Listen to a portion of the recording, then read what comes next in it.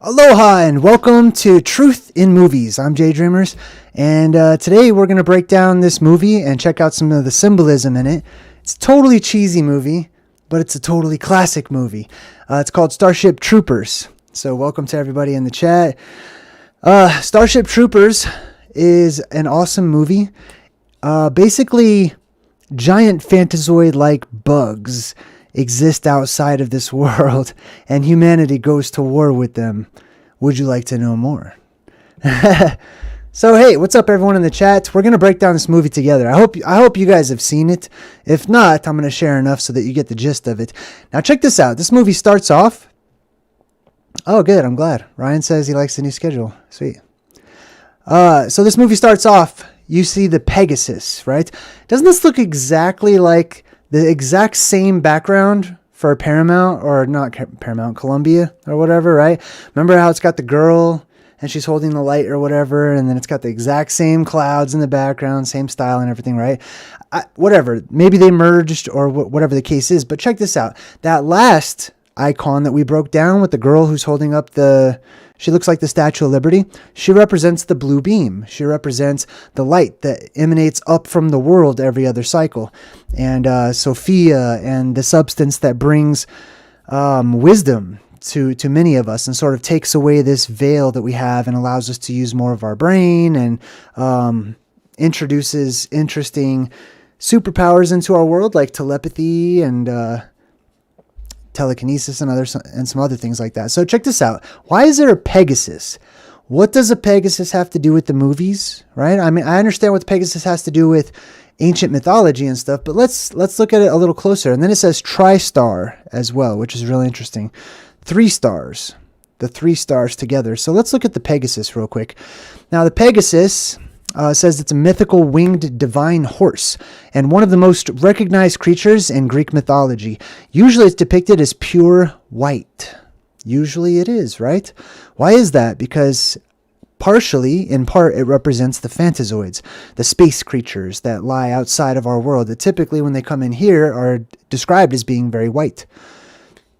They're also like the holy animals or animals of prophecy that tend to show up during the end of the world or the beginning. Hey, thanks, Ken. Super appreciate you. It goes on to say, in archaic Greek mythology, Pegasus is the offspring of the Gorgon Medusa. So this is really interesting to me, okay? Because studying the mythology and the legends and whatnot, Medusa, I've come to realize, represents the depressurized hole in our atmosphere, in our sky, in the firmament that lies above us. Whenever that hole opens up, when our world depressurizes, it sort of blows a hole in the sky above, over the North Pole. And when it does that, the plasma that circulates our world and is kept out by the electromagnetic field, the electromagnetic field is gone, and that plasma swirls on in, creating the hair of Medusa, the Gorgon, etc., and turns things into stone. But the Pegasus is seen as being, it used to be seen as being born from that. So that would appear, Medusa would come first, and then born from Medusa, or coming out of that hole, or coming from that hole in the sky, are these fantastic creatures that I like to call Fantazoids. Let's see. The etymology. The poet Hesiod presents a folk etymology of the name Pegasus and says it's derived from pege, which means a spring or a well. Right? And he's totally right. I tend to concur with this. It's peg-asus. Peg, pag, pog, however you say it. It goes back to a Proto-Indo-European word that it essentially means well, a well. So the pagans are the people from the well, or from the holy mountain that is seen as being like the holy well or whatnot. Also, my screen is flashing a bunch right now. I don't know why. So hopefully there's no problems for you guys. I hope it's not flashing on your side. I'll keep my eye on the chat and we'll just move forward. Anyways, pag. That's what that means. The PAG literally means like a spring or a well. So we have this animal that's seen as being born from Medusa, basically, right? So that's the Fantazoids that enter into this world from the opening, or from Medusa's open mouth, or, Kronos, or whatever it is. That's the time in which these otherworldly creatures make their appearance. One moment, I'm just trying to fix something on the fly here. There we go. No, that didn't work. Anyway. Oh well, we'll just push forward. All right. Starship Troopers. That's the movie. Okay. Totally a cheesy movie, but a good flick, man. It's a really good one. If you like sort of cult classic kind of cheesy type movies, this is the movie for you. Basically, this is all about the bugs that live out there in space. It's the insectoid race, like we were talking about when we were breaking down the Fantazoids, and that's why I chose this movie. I wanted to go over the Fantazoids. We've got the Federal Network. This is how the movie starts off. Okay, basically they show these little miniature propaganda commercials all throughout the actual movie, and they have a point. Some people say it's satire and that they're trying to make fun of certain elements of our history or our politics and stuff like that. You'll see what we mean in a minute, right? But then they show you this all the time. This is television in the future, okay? When there is no like, oh, I'm going to put ads on my thing. No, it's like, no, the government will just do that for you. Pretty soon it's just going to be all like government controlled, because they'll determine what's best for the people, as we always let them do. So this is sort of set in like a fantastic future, basically. And the narrator starts off, they're showing this propaganda commercial, and he's like, join up now. Young people from all over the globe are doing their part. And this girl's like, I'm doing my part. And this is what we do in our world today, right? Our military is no exception. They're just cartoonifying it and over-exaggerating it, right? They say, join the mobile infantry and save the world, right? I mean, okay, that's what they say that is happening. And it says, service guarantees citizenship.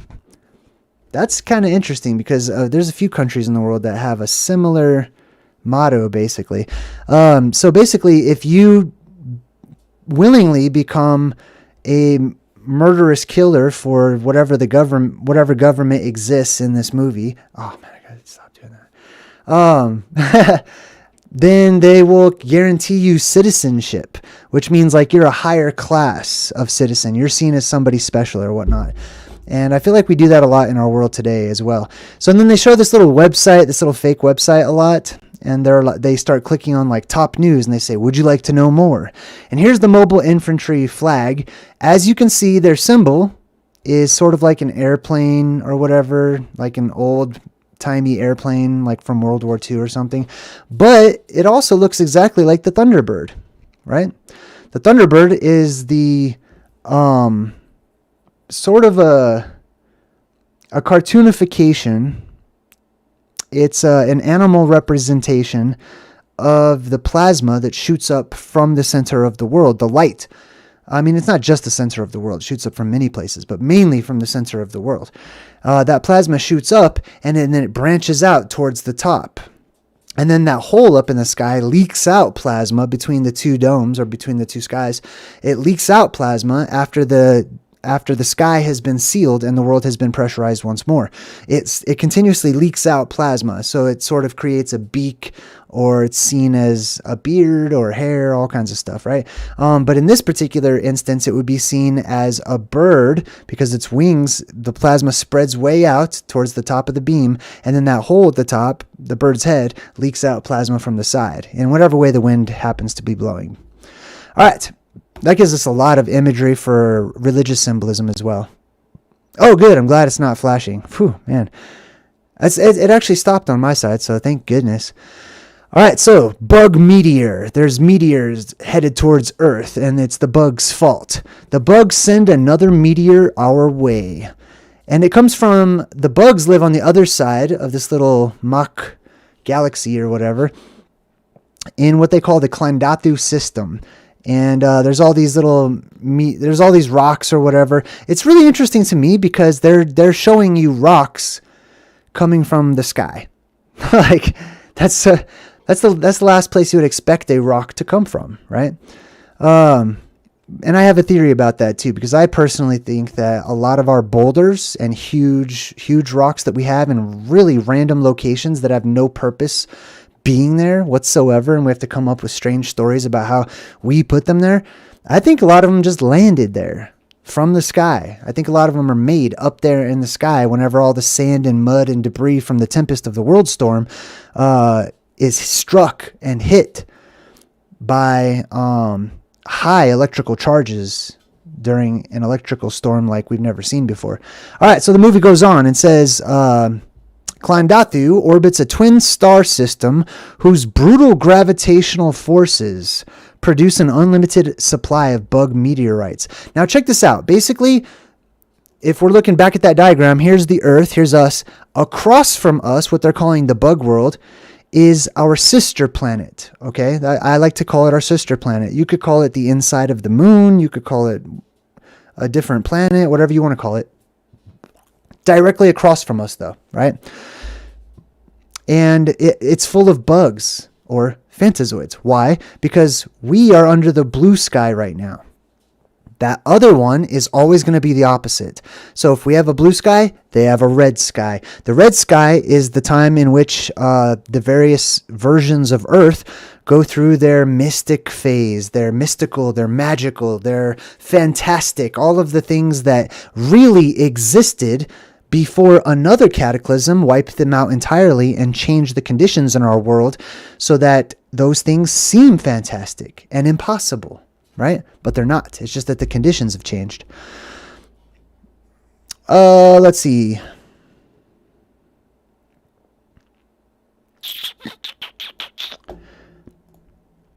All right, so the bugs, they're blaming the bugs for all these rocks starting to fall to the earth or whatever, right? So then we zoom in South America. These kids are at school, super rich kids, okay? This is like super rich part of the neighborhood. And this kid right here, Rico, he's sort of the main character in the movie. He's daydreaming. He's not paying attention in class, just like many of us have. And that's his teacher, the one-armed bandit. He's like, pay attention. And this teacher is feeding them nothing but propaganda. And the movie makes a point of that, to show you that, hey, even in the school systems, it's flooded with propaganda. Watch what this teacher does. He's talking about force and military conflict and stuff, teaching these kids. And he says, and force, my friends, is violence, the supreme authority from which all other authority is derived. And that's how the teachers teach in this movie, at the very least. It's kind of scary, right? It's kind of scary. Like most parents are not really that involved that they know what's really being taught, right? Because most people just go along with the flow. We heard about it when we were kids, so it's not news to us, and we don't question it in general, right? So this guy's shooting out all kinds of propaganda at the school system. It reminds me of when I was in high school and they had the military recruiters there. Right? And they're like, hey, what's up, buddy? I'm your best friend. Come on over here, blah, blah, blah. Let me just get you into the military real quick and never speak to you again. Like, that's kind of what happened to me. Anyway. Oh, and then so Rico's walking down the hallway and he just kind of, sometimes they put these things in movies that happen so quickly and they're so weird that you have to rewind it and play it again. Like, wait, why did they put that in the movie? Why? Everything in the movie is important to whoever put it in the movie. Usually, right? So this guy, Rico's buddy, walks past him and he says, Rico, we're going to take Tesla. We're going to kill him. And they make it sound like they're alluding to another school in the future that's named after Nikola Tesla. But then he says, we're going to kill him. Right? These guys represent like the government. They represent the military. They represent the world system as it is now and as it will be in the future when it's out of control. And I mean, if you thought it was 1984 now, it's only going to get more accurate. Anyways, so yeah, he's like, we're going to kill him. And he's referring to Tesla, right? As he's passing him real quick in the hallway. It's just a brief comment. And it only lasts like maybe 1 or 2 seconds. But I thought that was really interesting. All of these kids sort of represent like the elite of our world. They don't represent us. They don't represent the normal, regular people in the world. They represent the high-class people. They're all rich. This might as well be Beverly Hills, right? But it's in Buenos Aires. So this girl right here, Ibanez, whatever her name is, the one with the pretty eyes, she walks up to little math scores. They show everyone's score up on this huge TV in the school so that everyone can see, right? So that each student can they can police one another, right? Here's my score, and then that person brags and everybody claps and approves because they've done what they're told to do. And then if they get a bad score, like Rico does, people laugh at them and point and they make fun of them. And then it's sort of designed that way. It's not designed to be anything that's beneficial or helpful to the children or the students, but it's designed to streamline the process. It makes it easier. All right, so we go into one of their science classes, right? And this weird teacher over here, she's totally blind too. That's interesting that they purposefully made her blind, and there was no need for it whatsoever. Like they could have totally not been blind at all, and it wouldn't have affected the storyline zero. Excuse me. All right, so they're dissecting some of these alien Fantazoid bug creatures, right? And Denise Richards, I think that's Denise Richards, she's getting nauseous. And I only wanted to share this part because I probably would have done the same thing. So the teacher's talking about how highly evolved the insect race is and stuff, and he's taking it apart, and she's just like, she basically barfs all over this bug, which I don't blame her. So that's how I feel every time I go into a restaurant and I watch people eating seafood. This is me watching other people eat seafood, basically. All right, so then they show this little hologram of one of your first Fantazoid examples. This is a predator class. This is they call it an arachnid. Whatever, names are names, right? But this is a predator. This is a hunter. This is the type of Fantazoid that is going to kill you if it sees you, if it comes across you, right? And we're going to learn more about what happens when they come across people, because they might not be trying to kill people. And the movie hints at that as well. And it says that their evolution stretches over millions of years, and they're super evolved and whatnot, right? All right, so then we go to this weird card game. We got Doogie Howser. I forgot his name, but the dude who plays Doogie Howser. Anyways, he's in this movie, and he is one of the kids that was in the high school with Rico and Denise Richards. And you see that there's these two cards, right? And it says no match. So they're trying to do something to match the cards, right? He says, don't think about it. Now, he's psychic. Right? In this movie, in some not too distant future, human beings start developing strong psychic abilities seemingly out of nowhere. They call them the sensitive. Interesting. So it appears, right? Like Doogie Howser, what's his name? I don't know what his name is. I totally forgot his name. Anyways, Doogie Howser, I'm just going to call him that, is looking at this little screen over here on the right.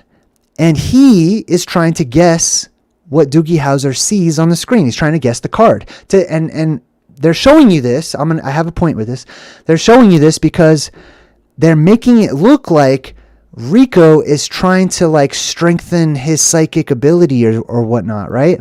And then Doogie is like, try to visualize it, right? Try to visualize it in your head. And it looks like he's trying to get him to guess the card. This is exactly like the test that you see on Ghostbusters at the very beginning when Dr. Venkman is the one guy's getting all of them right, but he's totally pretending like he's not. Anyways, so now you see Doogie Howser stare at him, and then he touches his temporal lobe, right?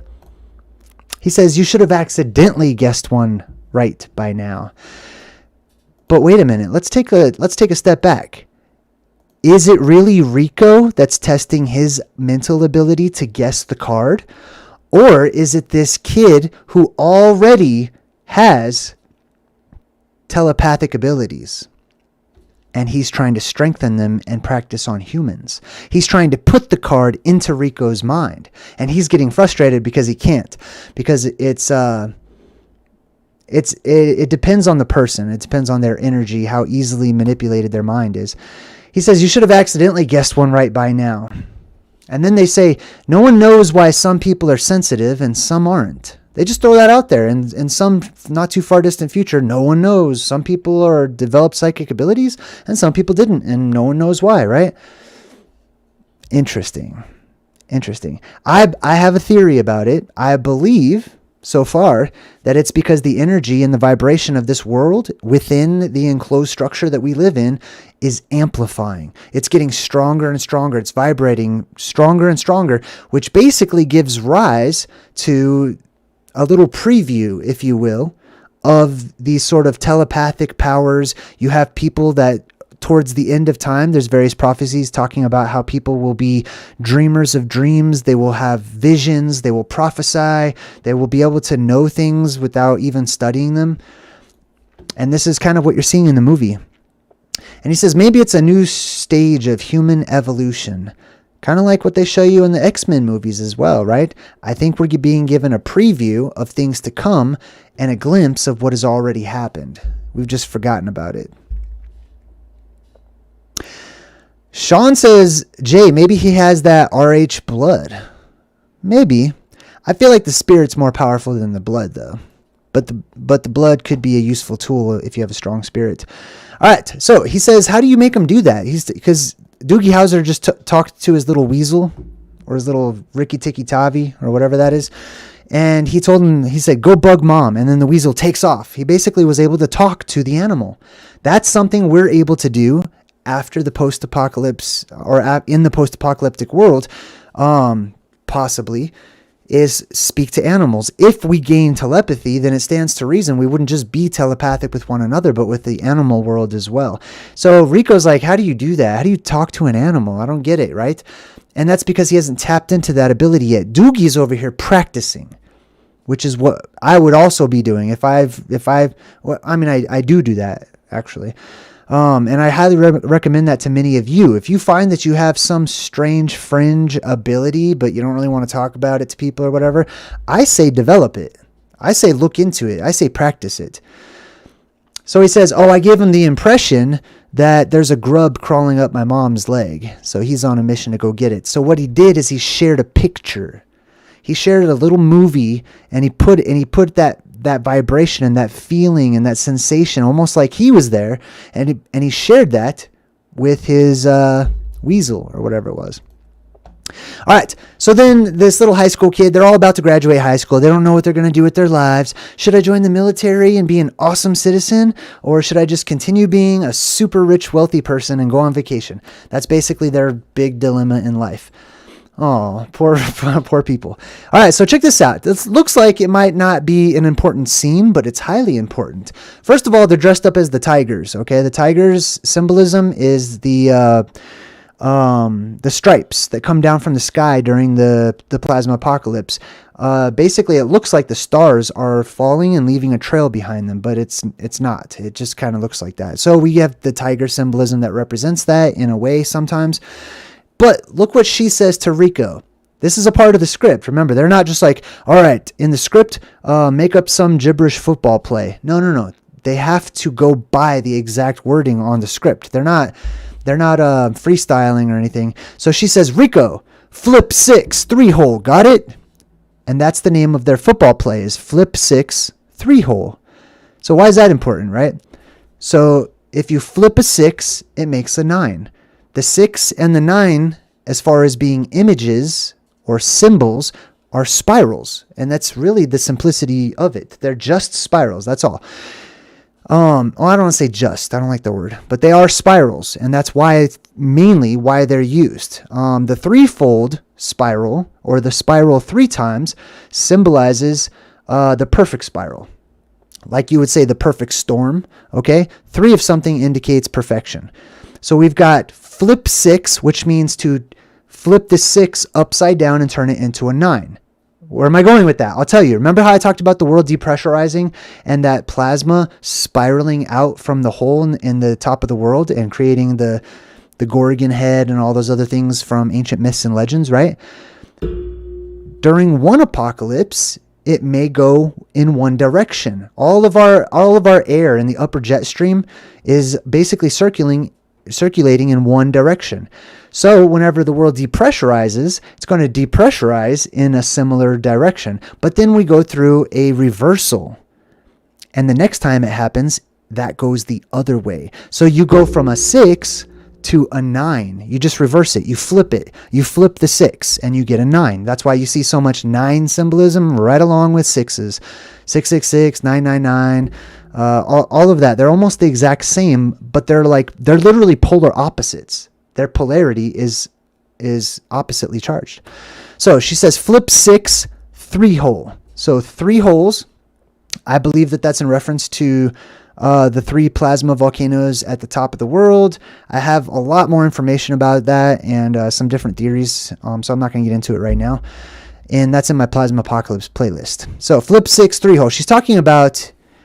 Okay, I'm rambling. She's giving code. She's speaking in code, and she's giving a warning about a polarity shift. That's what the movie is warning you about. It's what it's warning us about. So the 6 is going to be flipped. All right, I totally talked about that way too much. Sorry. Hey, thanks, Gato Negro. All right, so this is Rico's dad. He goes home. The dad's like, what? You're going to join the military? Oh, no, you're not. You're going on vacation. Like, I paid billions of dollars for you to go chill on Saturn's moon or something, right? So he's upset, and this must be the drama in super rich families. All right, so then we got the redheaded girl. I totally don't remember her name, but she's usually, and I find in movies, the redhead is almost always the part of the distraction, especially if it's a female, right? Usually it's a very sexual energy. Usually it's something distracting like that, right? So she totally has a crush on Rico, but Rico has a crush on Denise Richards. So, they got that whole interesting 90s sexuality vibe going on. It reminds me of another movie too. I can't think of the name though. Wild Things. Oh my God. Anyway, so this is the teacher. Rico is like, man, your class was the best one I had this year. He's totally been brainwashed by this teacher or whatever. So he decides he's going to join the military, even though like everyone's dying trying to fight these bugs or whatever. And they raise their hand. They just start repeating stuff. They don't know what they're talking about. They don't know the implications. None of these people thinks that they're really going to die or if there's any real danger. And I went through this. This is really something they do in the military. They just have you raise your hand, swear on your life up and down about whatever they tell you to, and you do it. And it's all for pride.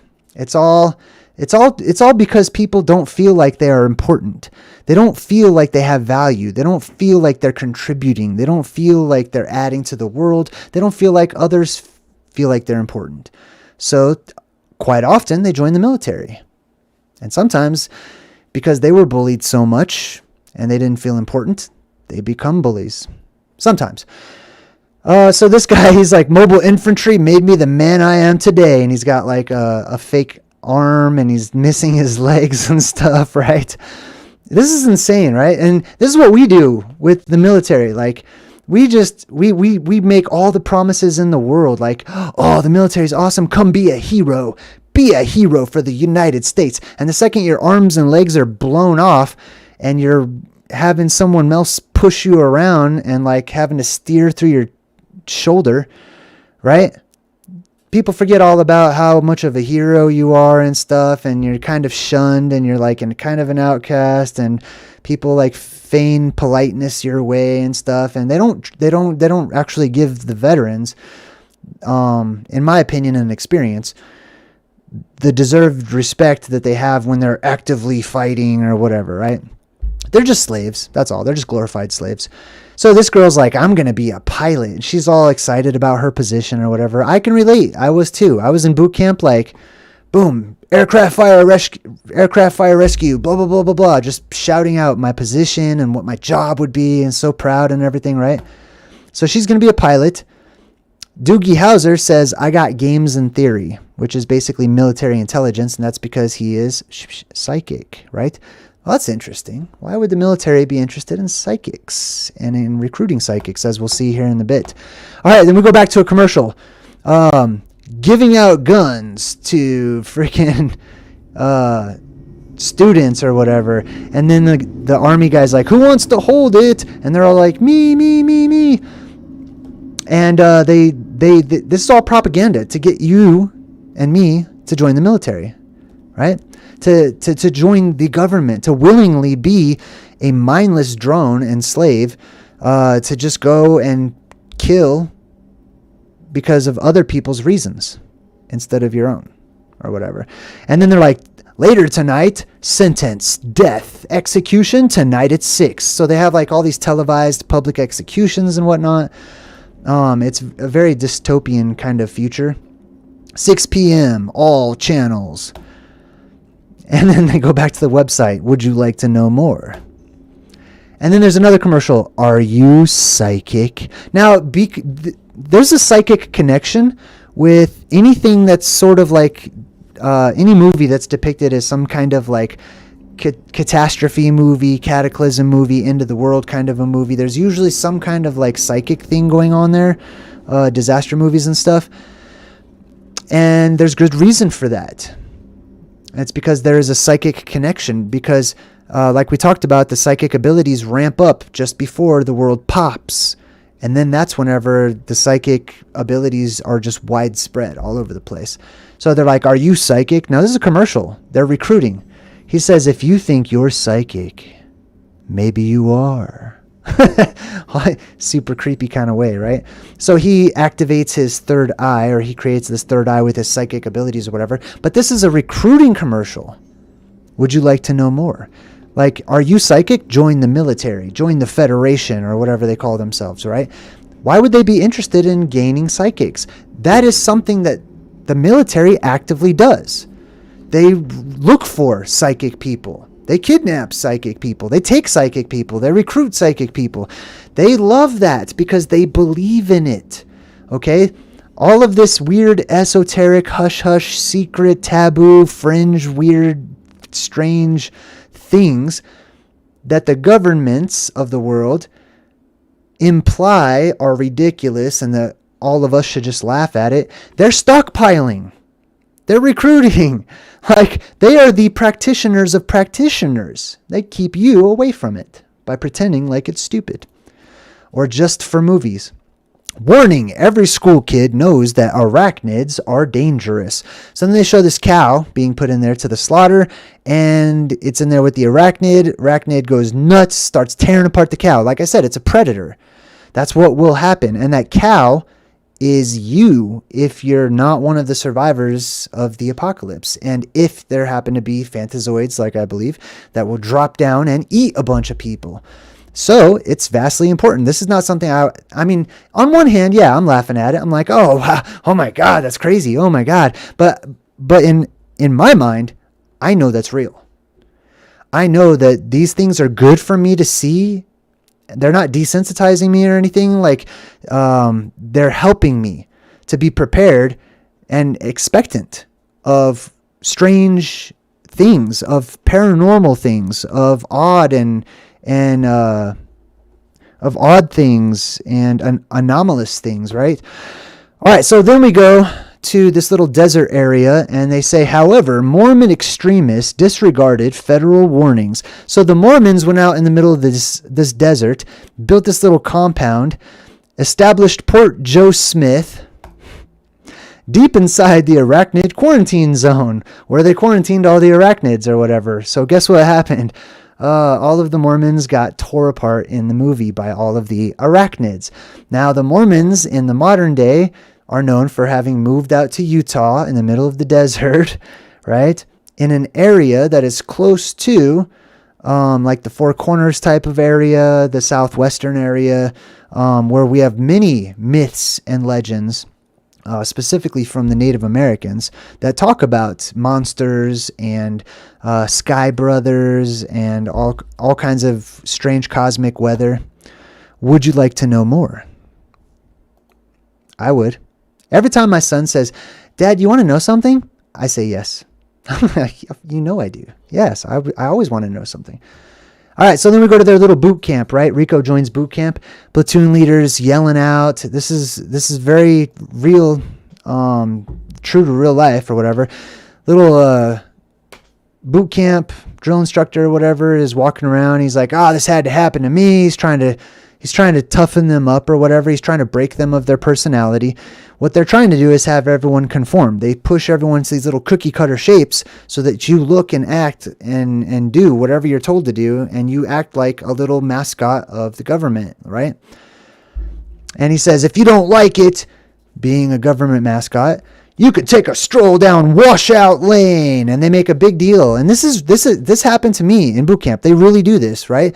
They try to humiliate and threaten the recruits with humiliation if you decide that the military is not for you, right?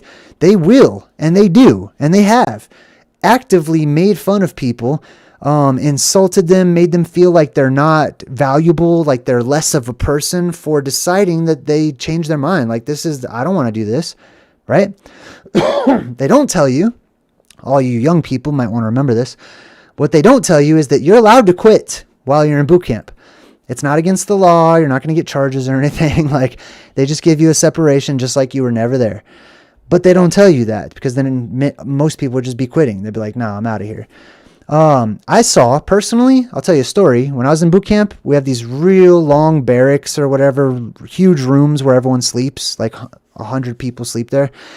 And one guy thought that he wasn't allowed to leave, to quit during boot camp or whatever, right? And so instead of quitting and going down Washout Lane and feeling like a loser and being made fun of by everyone, this kid decided to run as fast as he could, lower his head, and run headfirst into the wall, because he would rather die than to face that humiliation. All right, so Johnny's in boot camp or whatever. He gets a little Dear John letter from his girlfriend. We're going to talk about the name John here too in a second.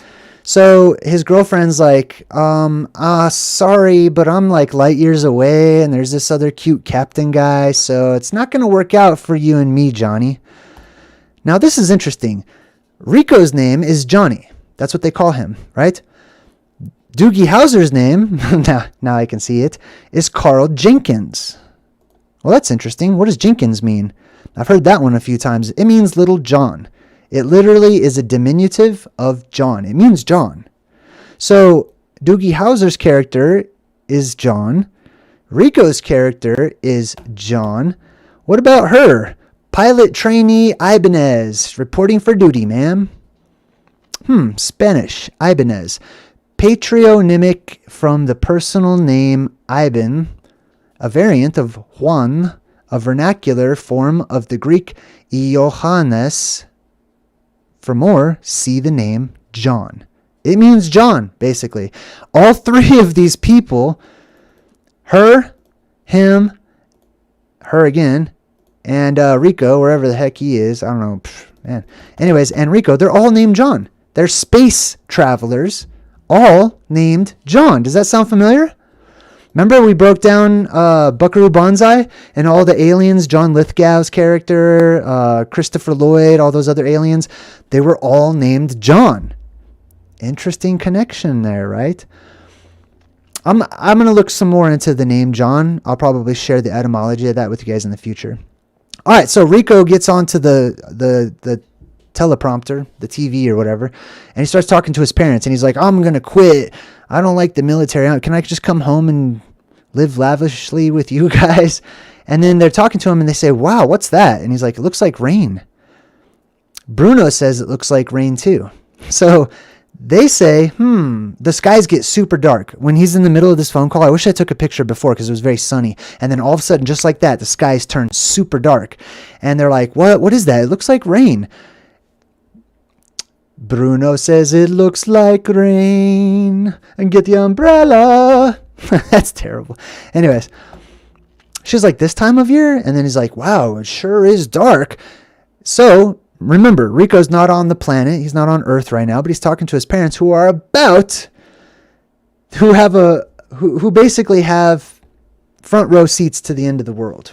Okay. He's watching his final moments for his parents. They're about to go through their own little mini plasma apocalypse. And then the transmission cuts out because there's a huge electromagnetic pulse traditionally, and that's probably what that is. Okay, anyways, so it says, due to atmospheric interference, this has been lost. Yes, it is atmospheric interference. Something will interfere with our atmosphere, believe me. Let's see. So then he steps outside and they're showing how many people have died in Buenos Aires. As in the movie, it's not like a cataclysmic event. It's just localized in Buenos Aires. Buenos means good or pleasant. Aires means like wind or air. So pleasant air, pleasant winds or whatever. So there's like millions of people dying or whatever. And then they say that the reason that Buenos Aires was destroyed is there was these huge space rocks that were hurled towards the Earth. And it says the meteor was shot out of orbit by bug plasma. Okay, interesting. So we've got space plasma in correlation with space rocks and all these little end of the world signs that are happening in this movie. Then they show you what it looks like in this sort of post-apocalyptic Buenos Aires. And they say, out of the ashes of Buenos Aires comes first sorrow. And then this guy, this sort of homeless dude, he's like, the only good bug is a dead bug. And there's like all of this animosity, right? What they're doing, and they're doing it to you too. If you're watching the movie, you start feeling this yeah, screw bugs, man. Yeah, like I hate bugs. And then like you start to feel this, even though it's just a movie. You start being sympathetic because you're like, ew, yeah, bugs. Oh, forget them. And they really prey upon that, right? And then this guy's like, the only good bug is a dead bug. Well, that's racist. Like I don't know how else to say that. Like. You're judging an entire species, even if one's good, right? There's always anomalies. I think there's always exceptions, right? But I can understand because I also don't like bugs in general either. Does that make me a bug racist? I don't know. You have to ask the rest of the world. All right, so we go back to Doogie Howser. Now he's fine-tuning his little mental powers or whatever, and he's like, your basic arachnid warrior isn't too smart. Now, pay attention, because if there is a such thing as Fantazoids, otherworldly, monstrous, bug-like creatures or whatever that fall down into our world from the fractalverse above, and they do arrive, you may need some tips. You may be a survivor and you may need to defend yourself. And some of these little tips that you got from a movie might actually come in handy one day. So let's listen to what Doogie has to say about it. Or John, or whatever his name is. He says, you can blow off a limb. Totally destroys this bug, right? Which is a creature, which is an alien intelligence. It's insane. I get it though. And he's like, it's still 86% combat effective. Here's a tip. Aim for the nerve stem and put it down for good. So check this out. This is also a tip for many of you who will survive into the coming apocalypse, okay? In the post-apocalyptic world, if you happen upon zombies that are coming after you, evil predatory Fantazoids or whatever, aim for the nerve stem, which is like the spinal column, the spinal cord, or the brain itself. That's why the movies are always teaching you this. They're showing you over and over and over. They're banging it into your head to go for the brain. And this movie is no exception at all, right? Why? Because the energy is overly amplified in our world whenever we go through this post-apocalyptic state to such a degree that that's the only effective way to put out your enemy. Is a headshot, basically, because it may be that you could cut off someone's arm. Some people might not even feel it because of the nitrous oxide clouds, the invisible poisonous clouds or whatever. Many people won't die. There's prophecies that say that people won't be able to die. It'll be next to, not impossible, but next to impossible to actually die, depending upon how near you are to the actual 0 point, I would say. All right, so then they go back to another propaganda commercial and they say, do your part. Everyone's doing their part. Are you? And they show all these kids stomping on these cockroaches or whatever, which I get mixed feelings about because I don't like cockroaches either, but I don't go out of my way to hunt them. Like I don't hate them that much. I just have the death penalty for bugs in my house. It's like I'm putting it out there like Doogie Howser. I'm like, don't you come near my house, bugs. Like, there will be a death penalty. But I'm not going out there having fun, enjoying stomping on them or anything. I'm more like that girl from Avatar. You know, I will kill the bug or whatever, and then a part of me mourns a little bit. A part of me says a little prayer. I don't know how to describe it, but a part of me is like kind of sad that life needed to transition for my benefit. And that's just kind of how I am. So they show a close-up of these little hissing cockroaches or whatever. They're stepping all over them. And at the end, the movie promises no animals were harmed or whatever. I don't know if that includes bugs. So then this lady's just going nuts. She's like, she's super happy. It reminds me of the Black Hole Sun video that Soundgarden did, right? When they're a little too happy. All right, so Denise Richards hops in the plane. She's like, plasma, ma'am, from the planet. Bug batteries.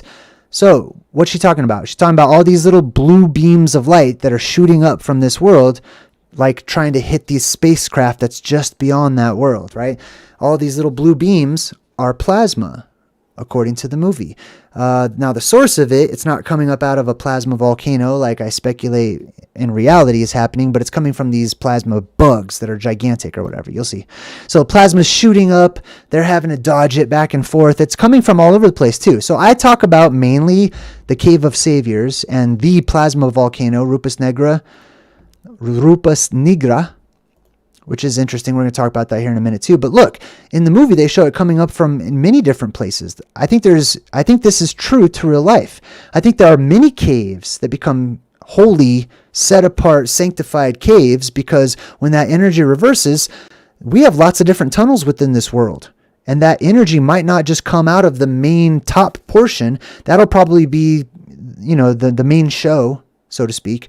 But I'm sure there's many other caves that have little cracks and crevices that reach down that touch into that internal plasma conduit or whatever it is, and it leaks out. And there's other cave systems that have amplified energy within them, or spirit, or whatever you'd like to call it.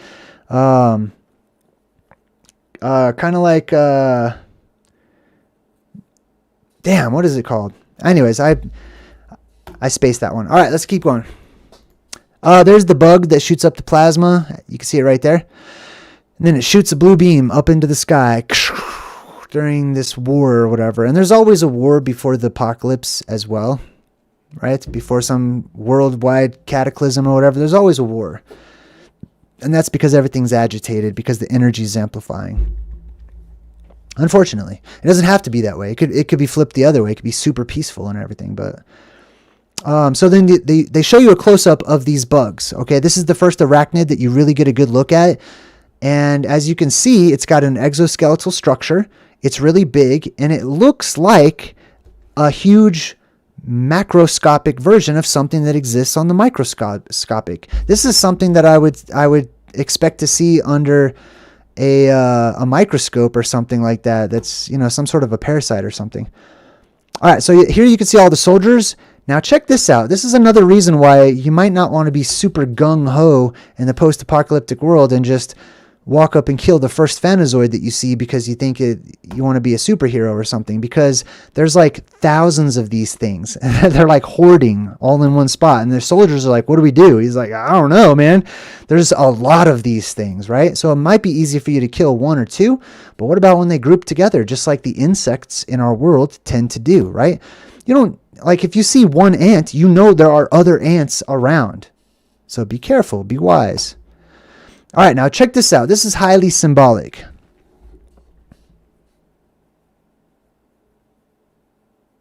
Okay, I'm super sorry I'm not in the chat right now.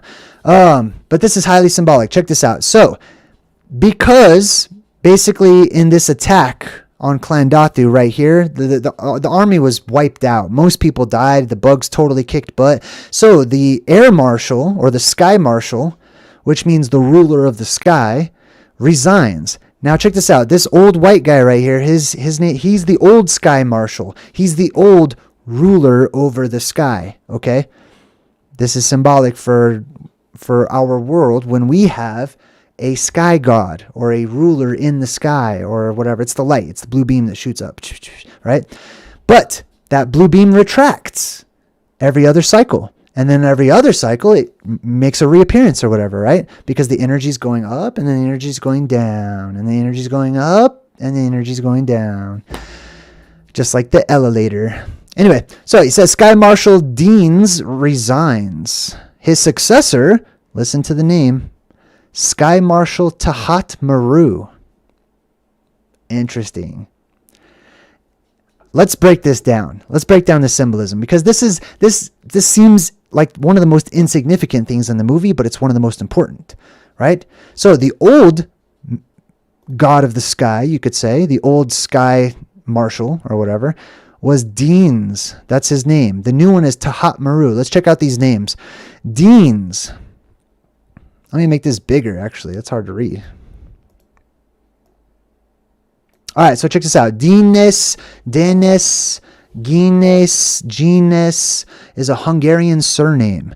The name can be found within Hungary, its neighboring regions, and across the wider Hungarian diaspora. It's the Hungarian variant of Denis, which derives its meaning from Dionysus, the Thracian god of wine. The god of wine, also mentioned in the book of Revelation, whenever the Hebrew god, the god of wine, pours out his wine glasses upon the earth and creates this sort of wine press on the earth, etc. What's happening with all of this wine symbolism, the wine of the gods and the wine spilling from the sky, is that it is the sky turning red. And it is the red or the magenta red spectrum plasma that is spilling out into our world from that circle in the sky or whatever, right? The chalice or whatnot. All right, so that's the old Sky Marshal, which was the god of wine, the red sky, you could say. Now, Dionysus, it says right here too, let's read this. Dionysus is the god of grape harvesting, winemaking, orchards and fruit, vegetation, fertility, insanity, ritual madness, religious ecstasy, festivity, and theater in ancient Greek religion and myth. Isn't that weird how all of those are related? But it's hard for us to make that correlation, right? What does ritual madness and insanity have to do with grapes? Or vegetation or whatever, right? It's because these are all describing a natural event. And that event has many byproducts, right? Whenever you amplify the energy in the world to such a degree, some people can't take it. Some people won't be able to handle having other images and voices in their heads whenever they're all of a sudden telepathic. Some people can't cope. Some people can't change. So they develop madness. Some people get hit by a nitrous oxide cloud and just giggle themselves almost to death and, may end up dying from a laughing plague or something. Anyway, let's see. The other girl, what is her name? Tahat Maru, remember? Now let's check out and see what Tahat means. Now, if we zoom in here, it says Tahat, meaning in English, this derives from, is that Sanskrit? No, I can't remember what this is called. But anyways, it's like ancient Hindu form of writing. I forgot what it's called. Anyways, basically it means under. Simply put, Tahat means to be under, right? Her last name is Maru, under Maru. The old god of the sky was represented by the god of wine, the red sky. Whenever that beam is shooting up and the energy is going upwards, turning the dome in the sky above us red, as you can now see what lies beyond, which is that red plasma that surrounds our world. But whenever that beam retracts, it goes under Mount Meru into the inner recesses of our world. And that's exactly what's happening here between this exchange. We've got the old Sky Marshal, which is the way the world was when it had the beam shooting up into the sky and we were living in a fantasy world. And then we had the woman who represents Rupas Nigra, a black woman who represents a black mountain. And her name means under the black mountain. Retracted, receded. It's gone away. The light has disappeared. All right. I think I made my points on that one. So then he goes to this commercial and it says, bugs that think. And there's this sort of talk show or whatever. The lady on the right is arguing that these Fantazoid alien bug creatures can think, that they have thinking abilities. The goofy looking dude on the left is like, that's stupid. Bugs should be squished or whatever. Now listen to what she says. She says, when a colony reaches a certain size, 300 generations or something, it gets smart. And then he ridiculously replies, insects with intelligence. Have you ever met one?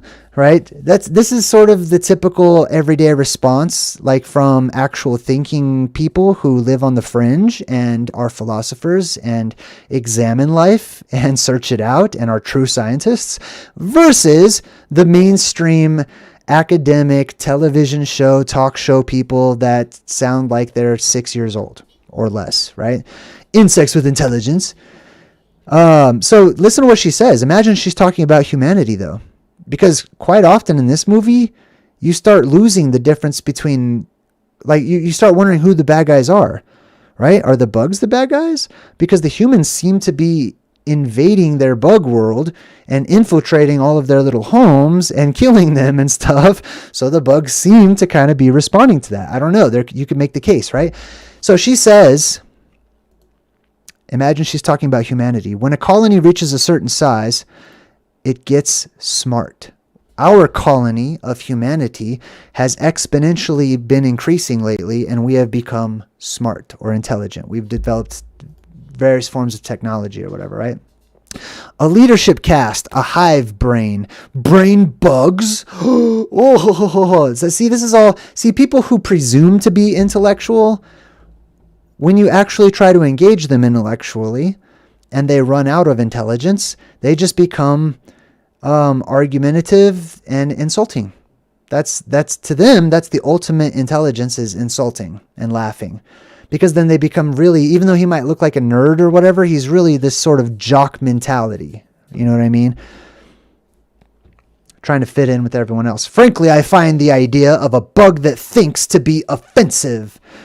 Okay, well, that's pretty much the status quo in our world today. We are at the top of the food chain, and we're basically the masters of Earth, etc., and all of that stuff. That's not my thing. All right, so here's a teacher again. He happens to be like the leader of Rico's squad that he joined. He says, welcome to the Roughnecks. Why did I take a picture of this? Oh, behind him. Now, let me zoom in a little bit so you can see what I'm looking at here. Look behind this guy's right ear. Do you see this shape right here that's on the wall? Right there. Now, let's go to this next picture. These are some examples and diagrams of what it may look like and how it's been cartoonified and drawn over time whenever those holes blow open in our dome or in our sky or in the firmament or in our atmosphere, however you'd like to see it, right? There's two layers up there. And a hole blows through both of them, and it looks something like this, right? So you've got one hole, you have the dark sky, and then you've got a hole in that dark sky, and then just beyond that you have another sky or another atmosphere or layer of atmosphere, however you want to describe it, it's fine. And that has a hole in it as well. When the electromagnetic field goes down, that plasma comes in, and Shiva or Medusa or whoever sticking their tongue out at you, and that's what the plasma is, sticking out. Or it looks like snakes coming out of her hair. It's the star, it's the six-pointed star. There's all this light that shines forth from it. Quite often there will be a conjunction as well, because I believe, at least during one of the apocalypses, that the sun transcends its boundaries. So instead of stopping at the tropics, it continues. It does not stop. One of those apocalypses is whenever it continues inwardly, and summertime gets insanely hot, and it keeps going until it's right above the North Pole, as does the moon. The sun and the moon both do that until there's a conjunction between this hole in the sky, aka Rahu, and the sun and the moon all at once. These three circular objects in the sky, which all come from and are created by the same thing, one hole up there in the sky. And they conjunct, they meet in conjunction. And then the other ones whenever they all go far, far, far away from each other. Here's the six-pointed star. Same thing as you see right behind this guy, as we showed you over here. Six-pointed star. The six-pointed star is representative of what they call the Dingir, or the gods, essentially. Let me see if I could blow this up for you a little bit. This is the symbol for On or An, right? It means heaven. It means the sky. So they have this symbol that represents the heavens above, the sky above, the god of the sky, the air marshal, whatever you want to call it. Okay, so the teacher jumps in charge and he's like, we got a new sky marshal and a new battle plan. Now he's talking to all of us because our world's going to change. We're going to have a new sky marshal and a new battle plan, a new system, a new way of life. Okay, this old system is going to be dead and gone.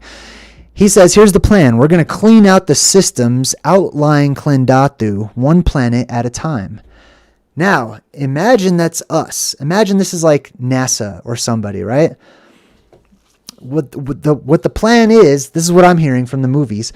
The plan is to escape this world and go to the next adjacent world, making your way closer and closer to the center of the world, or the nucleus, you could say.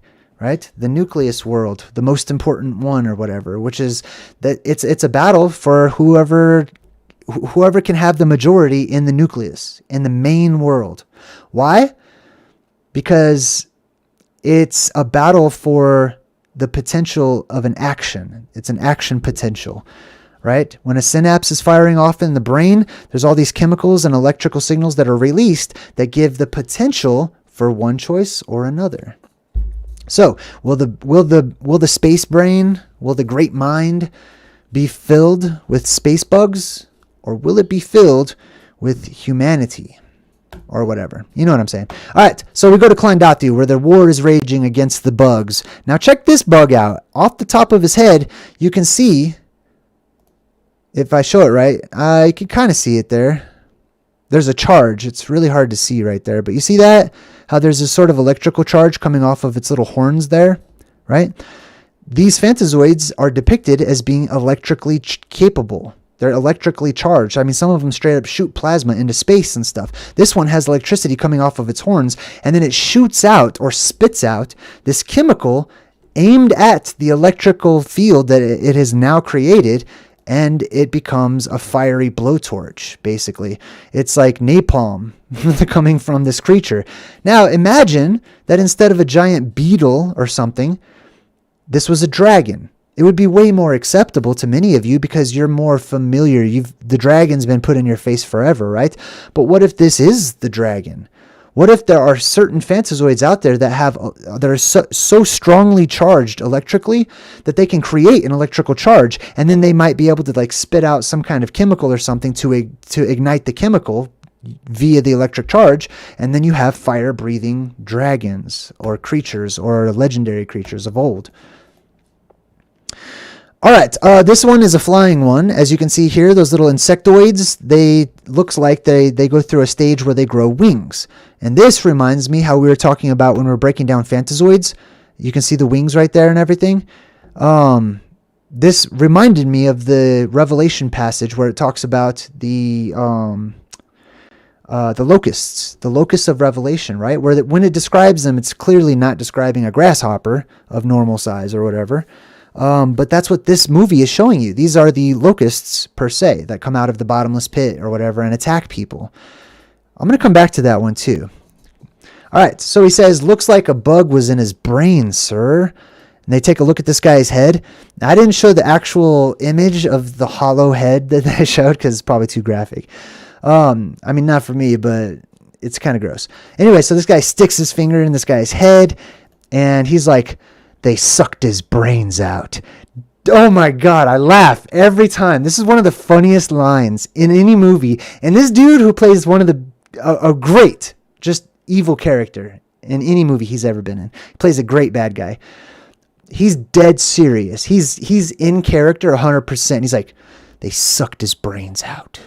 Like, I love that because it sounds so ridiculous, but it's real. That's really what they did in the movie. That really did happen. That's a reality to them.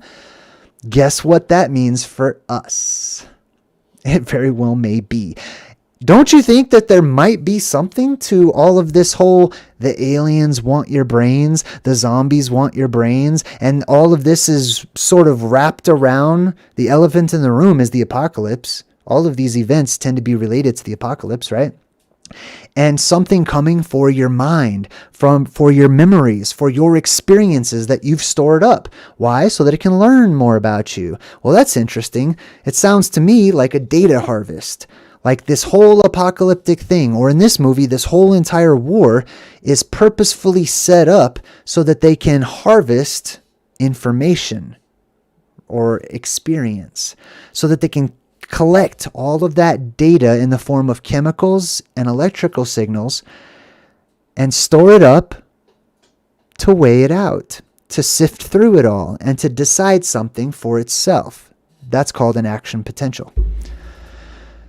And that's, I mean, that gets into more like brain, if you're a brain surgeon and stuff like that, it may be more applicable to you. Me, I'm a brain surgeon. So like me, I'm working on people's brains all the time. So I like to talk about this stuff. And you can be one too. They sucked his brains out. I love that. Oh man. So then they find this survivor, right? And he's like, they get in your mind. Look, they did it to Farley. They got into his mind. They make you do things. So check this out. It's telepathy. It's psychic ability. They become plasma possessed. That's the word that's my descriptor that I like to use for it. They become possessed. Their energy becomes replaced by a more dominant energy. They're possessed, literally. Just like Catholic possession and head spinning and all that crazy stuff. All that stuff's real in my book. All right. My eyes look weird. I can't stand how the lighting and all this stuff. I got to get it all fixed. I look like you can't see the color of my eyes right now. It's weird. I'm one of those people that looks in the mirror like every time. I'm like, whoa, look how weird I look. It's strange. All right, anyways.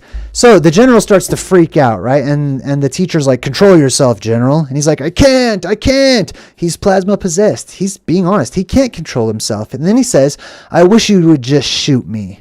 He says that to this guy up here, right? I wish you would just shoot me. This is reminiscent of when in the Bible and the Quran, both of those holy books hint at during these apocalyptic times, men and women will wish that they were dead because they won't be able to die.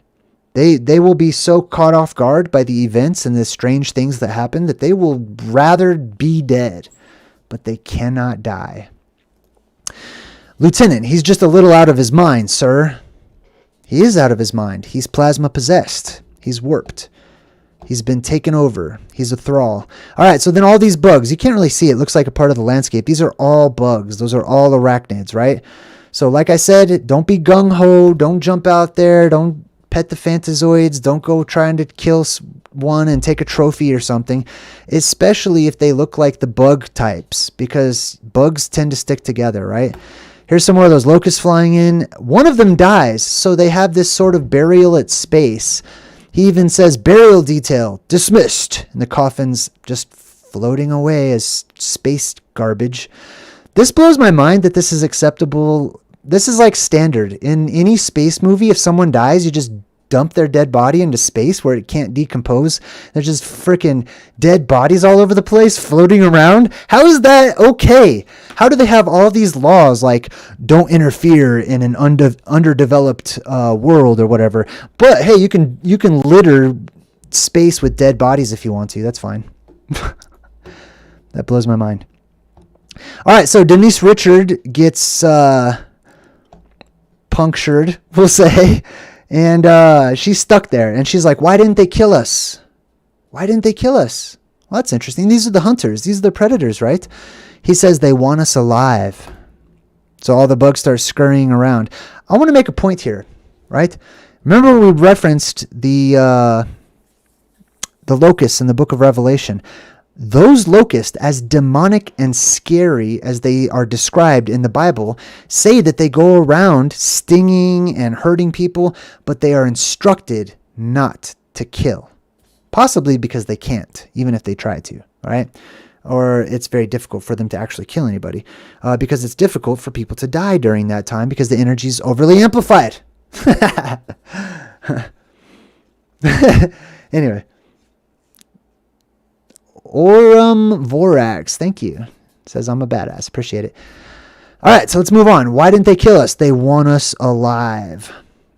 All the bugs scurry away, and what do we see next? This huge brain bug. Looks like a huge slug or something, right? With all these different eyes, like spider eyes, and a big hole in its face and stuff. This is another type of Fantazoid, right? There will be many different types of Fantazoids. When we have an alien invasion, me personally, I don't believe it's just going to be like, the Greys. Oh, it's the Grey race. They've arrived. It's going to be all kinds of different alien creatures.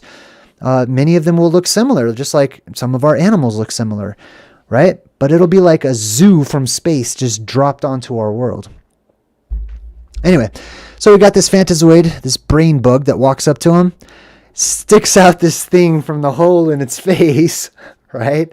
And then, right into this dude's head. I didn't show it. I didn't want to take a picture. It was pretty gruesome. Sometimes I think, I know that every once in a while people allow their children to watch my show because they feel like it's educational and stuff, which is awesome.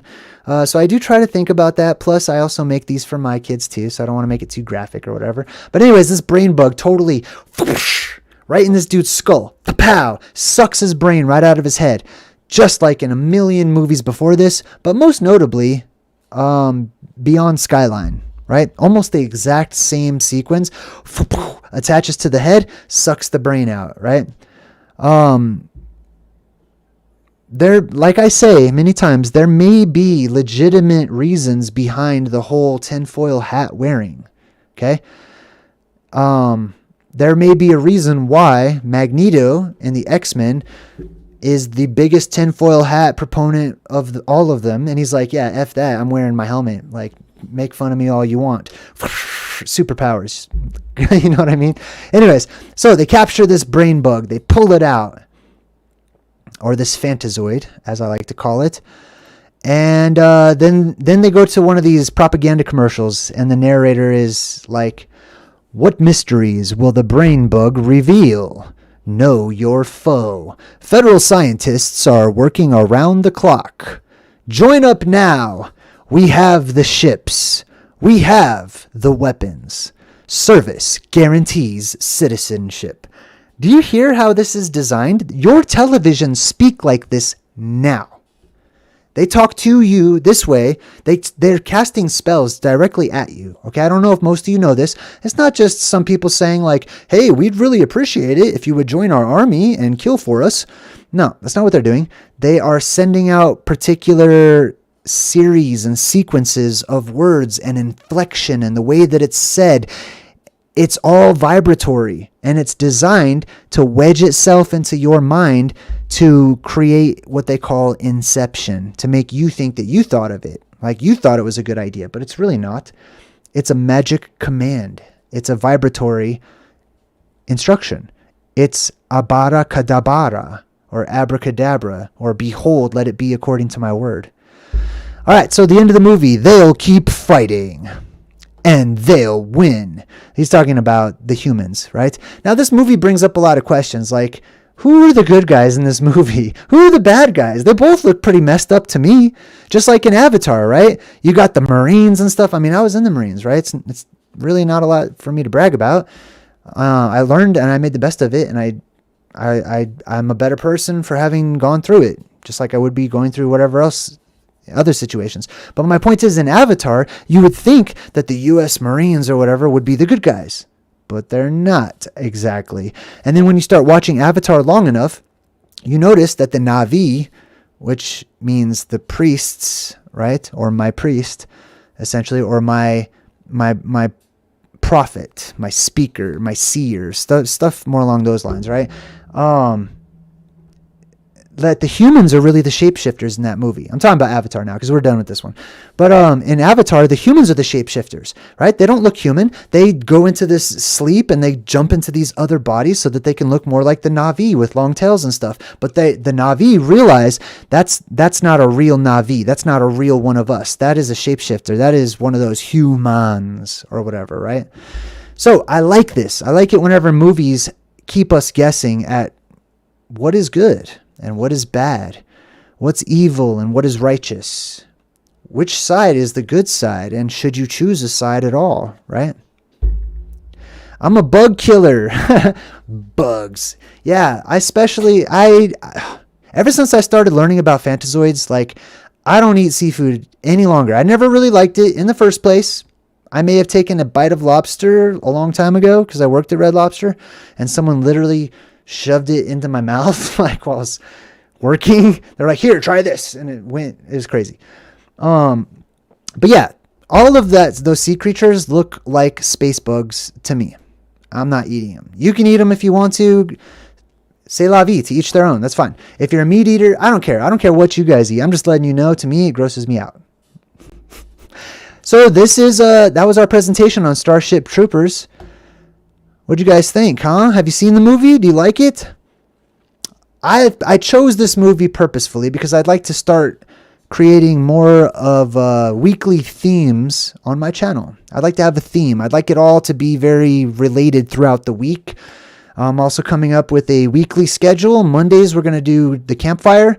Tuesday, we'll do topics, which right now is the Plasma Apocalypse 101 series. Wednesday, we do part 2 of the campfire, where we continue the topic. Thursdays, like today, we do Truth in Movies, where we break down the esoteric and the symbolism in the movies and how they're just reflecting back to us real life, no matter how fantastic it might seem. And then tomorrow at 2 o'clock Mountain Time, really early live stream. All the other ones are like at 6:15. Tomorrow's, every Friday, I'm gonna do the Sylvan Lining episode. We're gonna bring that back. That's where, because I suffer depression, I have anxiety, I go through a lot of crap, and I'm really hard on myself, and I think too much. Many people have accused me of. Hey, thanks, Mkubus. Super appreciate you. I've got Man-at-Arms up here. I don't know if you guys know who that is. I got distracted. On my computer, I have all these little He-Man characters, and Man-at-Arms looks, the way he's dressed, he looks exactly like the Starship Troopers people, because he's got the total helmet. Anyways, tomorrow's the Sylvan Lining. I'm going to be talking about the Will Smith slap. I know there's a lot of drama. I don't normally talk about drama stuff, but hey, when it comes to the Sylvan Lining, sometimes we need to talk about that. We need to talk about what's going on in the world and how it affects us and how we feel about it, how it makes us sad or encourages us or inspires us or whatever, right? So that's what we're going to talk about tomorrow. That segment is less aimed at teaching or giving a presentation on anything, and it's more designed for me. I'm going to be honest, it's my own self-talk. And I just share that self-talk with you so that maybe my self-talk will motivate me and a handful of other people who are out there going through similar situations. All right, that's our show for today. I look forward to talking with some of you afterwards on my website, JayDreamerZ.com, where you can chat directly with me or each other. Yeah, I'll see you guys next week. Or, I'm sorry, not next week, tomorrow. I'll see you guys tomorrow for our Sylvan Lining episode at 2 o'clock Mountain Time. Until then, I'm JayDreamer saying good vibes and goodbye. I try so hard to fake